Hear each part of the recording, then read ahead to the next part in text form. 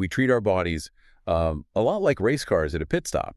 Oh, totally. You pull up to the kitchen counter, jam the fuel nozzle in by just grabbing whatever is closest in the fridge, stare at your phone to check emails, and speed right off to the next task. Right. It's entirely automatic. Exactly. We rush to fuel up without ever really thinking about where that fuel came from, let alone, taking a microsecond to actually be thankful for it. Yeah. I mean, it is the default state of modern life. We are just moving way too fast. Yeah. And the simple act of giving thanks for a meal has, well, for the most part, been completely left behind in the rearview mirror. And that is exactly what we are dismantling today. So, welcome to the deep dive, and a massive welcome to you, a resident learner listening right now. So glad you're here with us. Today, we are continuing our exploration into Chapter 8 of Rhonda Byrne's book, The Magic. We're specifically focusing on a theme she calls the magic ingredient. Right, the magic ingredient. Yeah, and the mission for this deep dive is to uncover how a very simple, incredibly ancient practice like something dating back thousands of years to the ancient Egyptians can exponentially increase the quote-unquote magic in your life today. It is such a profound premise because it takes something we all do every single day, right? Multiple times a day. Feeding and drinking. Exactly. And it demands that we completely reframe our relationship with it to really ground why this is necessary. We have to look at the baseline biology first. Okay, lay it on us. Well, we all know the physiological crash of a severe blood sugar drop. Like if you haven't eaten in a few hours, the brain fog rolls in. Oh, yeah. Your mood plummets. I mean, you might even get the physical shakes. The classic hangry crash. Yes. It's not just an inconvenience. Your body is literally shutting down its non-essential functions. Precisely. And the text asks us to look at that biological imperative, the absolute inescapable necessity of food and water to live, think, and feel good. It asks us to see it not as a daily chore, but as the ultimate built-in trigger for gratitude. Yeah. Because our survival is so fundamentally dependent on this intake, there is naturally a massive well of gratitude to tap into. But Byrne doesn't just want us to be grateful that a sandwich miraculously appeared on our plate, right? She wants us to look at the invisible machinery that put it there. Yes. And this requires a pretty significant psychological shift. She calls it the breathtaking orchestration of the world's food production. Breathtaking orchestration. I like that. It is, because to really feel the magnitude of this gratitude, you have to mentally break down the supply chain. I mean, think about a simple piece of fresh fruit. Okay, like an apple. Sure, an apple. To get that apple, growers had to plant it. But planting is just the inciting incident, Yep, the easy part. Right. They had to nurture those plants, continuously watering them, protecting them from pests and the elements over many, many months. And that is just the localized farming phase. Exactly. Then you bring in the pickers who harvest it by hand or machine. Yep. You have the packers organizing it in massive facilities. Right. The distributors managing the logistics. And then the transportation workers people driving enormous rigs across vast distances day and night in perfect synchronized harmony. It's wild to think about. It really is. All of them working together for a single purpose, to ensure that a perishable piece of fruit is delivered fresh to your local store, available to you regardless of the season. I think about how easy it is to just, blindly grab an apple from the fridge. I swipe my credit card at the grocery store, I get the apple, and my brain files that away as a simple economic transaction. Totally. But that card swipe is just the tiny, visible tip of a massive iceberg of human labor. It is almost unfathomable when you step back. Like, this global relay race happens flawlessly every single day. Every single day. You've got fishermen out on freezing oceans, dairy farmers getting up hours before dawn, tea growers on the side of mountains, all these processing facilities working tirelessly.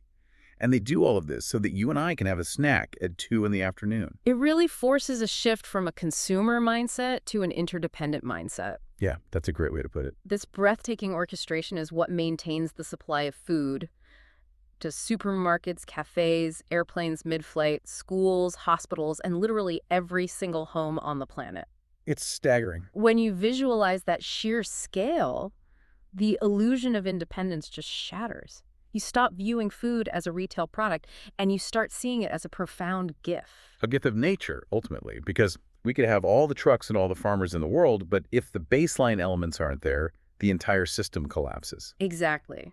None of those millions of people could produce a single bite of food if nature didn't first supply the soil, the nutrients, and, well, foundational to all of it, the water.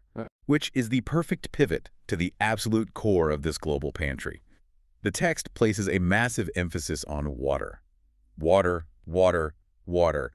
Glorious water. Without it, there is no food, no vegetation, no animal life, and certainly no human life. Right. The omnipresence of water is staggering, and the source material explicitly lists out just how deeply reliant our modern infrastructure is on it. I mean, it's not just what comes out of our kitchen taps or what we use in our bathrooms. Water sustains every vehicle that moves. Wait, really? Because of the manufacturing processes required to build the vehicles? Yes, manufacturing the vehicles, processing the fuel, cooling the engines. It fuels the mining industries. Wow. It enables all transportation. It's fundamentally required to make our roads. It is used to make our clothes. Almost every consumer product requires water in its production chain. So literally everything around us. Everything. We need it to manufacture plastic, to temper glass, to forge metal. It is essential in creating life-saving medications in hospitals and building the physical structures of our homes. That is, yeah, it's everywhere. And on top of all of that industrial use, it keeps our biological bodies alive. There is a quote the book uses that perfectly encapsulates this from Loren Eiseley, the anthropologist. He wrote, "If there is magic on this planet, it is contained in water." It is such a beautiful synthesis of the point. Where would we be without it? We wouldn't be here. Nope. Our family wouldn't be here. We wouldn't have today or any potential tomorrow. Every ecstatic joy, every challenge, every experience we get to have on this planet is entirely subsidized by nature's gifts of food and water. So saying the magic words, "thank you," before you consume anything is an act of recognizing that massive invisible safety net. Yes, exactly. But this is where the text takes a turn that I really want us to dissect. Yeah. We move from supply chain logistics and biological facts into something much more esoteric.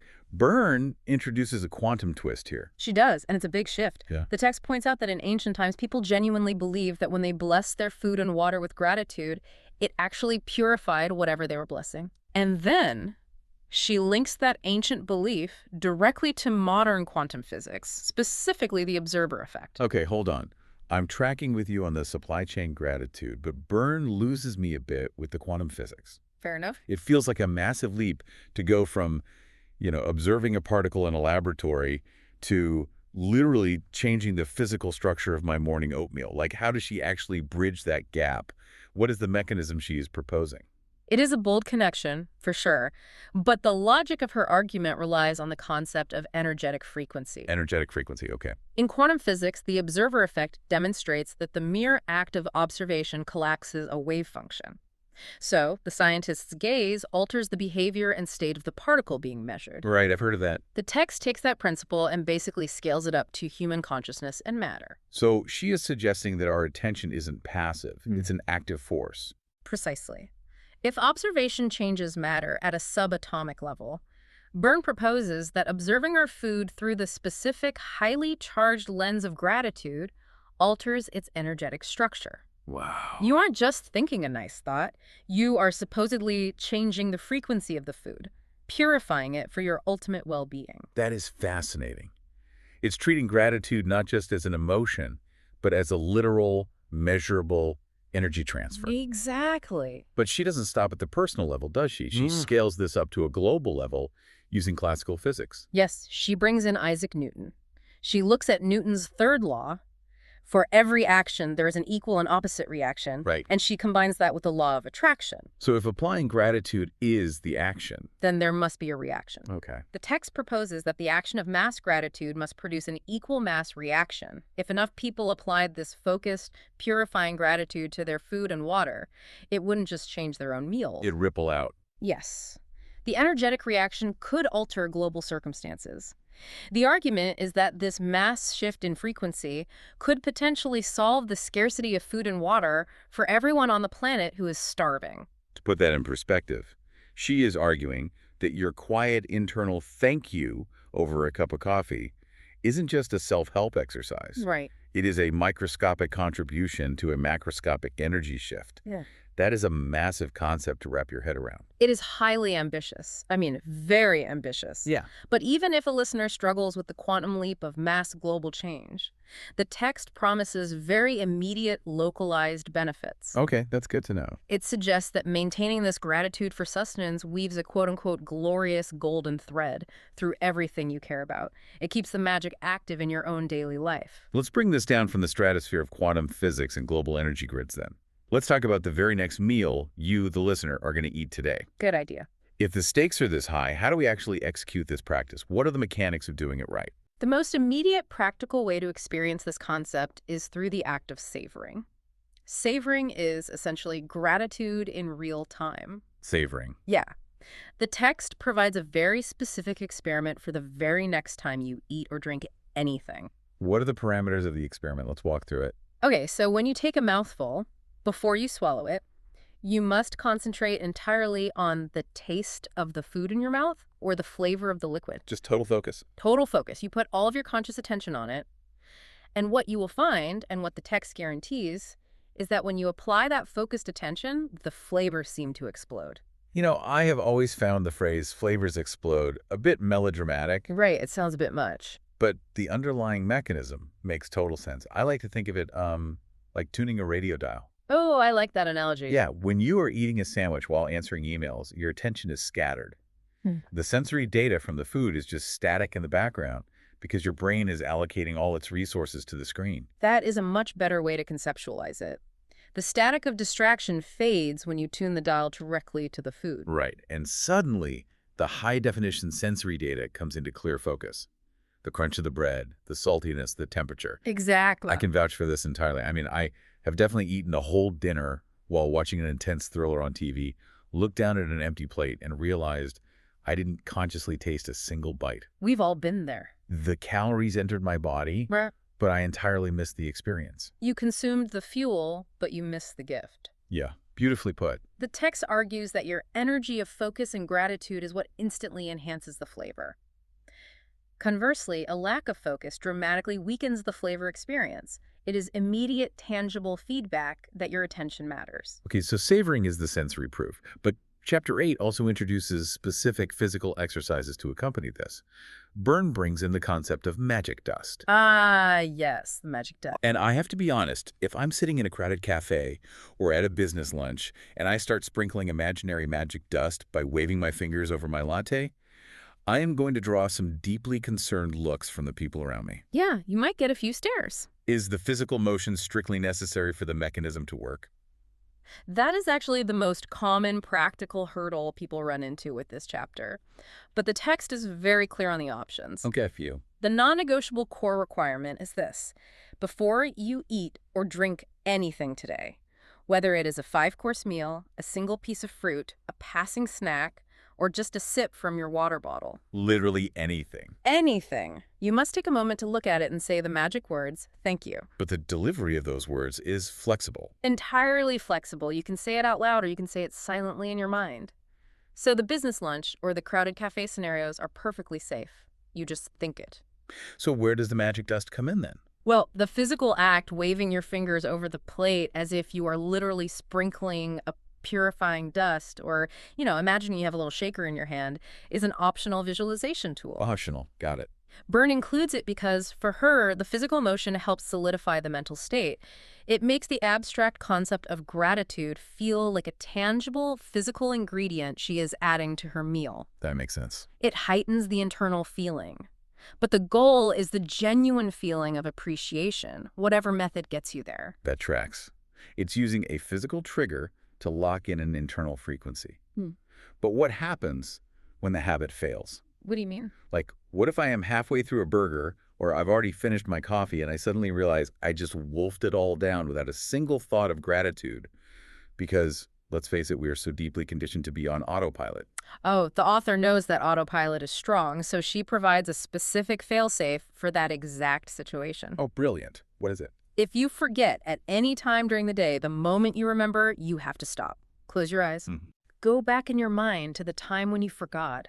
Visualize yourself for a second or two in that exact moment before you took the first bite or sip, and say the magic words retroactively. A little mental time travel to correct the timeline. Exactly. You are neurologically reinforcing the habit even after the fact. And the text lays down a very firm rule here. If you forget multiple times in a day, you must repeat the same practice again tomorrow. Wow, strict. You cannot afford to miss a single day in building your gratitude practice. The text actually says your dreams depend upon it. It does, because being grateful for these foundational life-sustaining elements like food and water is considered one of the deepest, most potent expressions of gratitude you can possibly achieve. That's profound. If you can't be grateful for the water keeping your cells alive, it's pretty hard to manifest larger goals. If the stakes are really that high, that we can't afford to miss a single day, how do we ensure we don't just forget all about this by tomorrow morning? Like, let's look at how this specific Chapter 8 practice fits into the broader daily routine Byrne has been building for the reader. Right. It integrates seamlessly into the rest of the book. Magic practice number 8, the magic ingredient, gives us a very concise 3-step daily map. Let's hear it. Step 1 is your morning anchor. Count your blessings.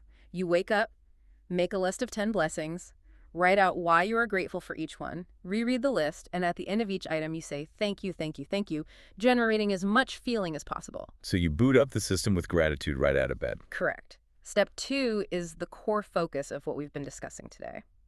Throughout the day, before you consume anything, food or liquid, take a beat. Just a quick pause. Look at it. Think about the supply chain, the water, the necessity of it. Say thank you in your mind or out loud. And if it helps you feel it more deeply, sprinkle the magic dust. And then step 3 closes the loop. Exactly. Step 3 is the nightcap. Just before your head hits the pillow, you hold your magic rock in your hand, scan back through your day, and say the magic words, thank you, for the single best thing that happened. I love the architecture of this routine. It is essentially creating a gratitude sandwich for your day. A gratitude sandwich. Yeah. You've got the morning blessings acting as the top slice of bread, setting your frequency. You've got the evening magic rock as the bottom slice, closing things out on a high note. I see where you're going with this. And then this magic ingredient, thanking your food and water, acts as the meat in the middle, continuously anchoring you back to the present moment all day long. The gratitude sandwich is structurally exactly what she is doing, and it is a brilliant piece of habit design, honestly. It really is. She leverages eating and drinking because they are unavoidable biological triggers. You don't need to set an alarm on your phone to remind you to eat. Your blood sugar will remind you. Weird. By attaching a mindfulness practice to an inescapable biological need, you guarantee that you will practice gratitude multiple times a day. You are literally hacking your own survival instincts for spiritual growth. That's so cool. To borrow the quote from W.J. Cameron that opens this chapter, "A thankful heart hath a continual feast." A thankful heart hath a continual feast. That perfectly ties the biological reality to the energetic one. It really does. So to summarize the journey we've mapped out today, we started with a tradition from the ancient Egyptians and analyzed how modern quantum physics and the observer effect might explain its mechanics. A big leap, but a fascinating one. For sure. We took a hard look at the breathtaking global food supply chain, realizing our profound interdependence on millions of unseen people. The farmers, the truckers, everyone. Yep, and we broke down a highly practical daily habit of mentally sprinkling magic dust, or, tuning the radio dial of our attention, to instantly enhance our appreciation of everything we consume. It represents a massive paradigm shift. It is the transition from taking our basic sustenance for granted as consumers to treating every sip of water and every bite of food as a profound, life-giving gift. Which brings us to our direct call to action for you listening right now. Yes, your turn. We want you to take this out of the conceptual realm and into reality. Bring this specific awareness to the very next thing you eat or drink today. Even if it's just a glass of tap water. Exactly. Before you take a bite, before you lift the glass, just stop. Look at it. Think about the vast, invisible machinery that brought it to your hands. Think about the water that grew it. And silently say thank you. And remember the experiment. Savor it. Notice how tuning the dial of your attention makes the flavors really come alive. Exactly. Which leaves me with a final thought for you to ponder as you go about your day. We talked about treating our bodies like cars at a pit stop, rushing blindly through the motions. We do it all the time. Byrne makes a compelling case that when you actually focus your gratitude on your food, the sensory data becomes richer, and when you are distracted, the experience flattens out entirely. It just becomes static. Right. It makes you wonder if taking a single second to focus and be grateful can literally make a mundane lunch taste better. Hmm. What other ordinary, everyday experiences in your life are currently entirely tasteless, simply because you haven't sprinkled a little focus on them yet? Wow. That is a question worth exploring deeply. Something to chew on for the rest of your day. Thank you so much for joining us on this deep dive into Chapter 8 of The Magic. We will catch you next time.